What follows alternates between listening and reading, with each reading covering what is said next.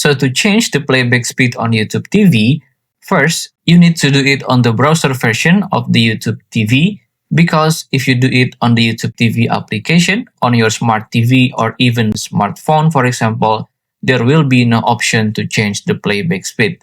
So I do recommend for you to just type in for YouTube TV and then click on tv.youtube.com on your browser using computer or laptop. And after you're signing in, you can just choose on any show or program. For example, I'm going to choose on this Get Up. Just click on it to see the live session.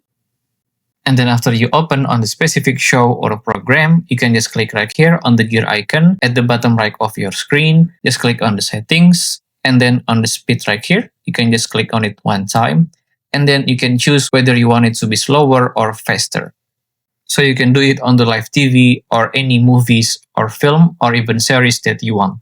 And keep in mind, based on user experience, sometimes the program or shows that recorded within the last 24 hours tend to give an error message, which means the playback option cannot be used. So when you click on the speed, it's not opening for anything. But the shows that have been recorded for more than 48 hours can use the playback option.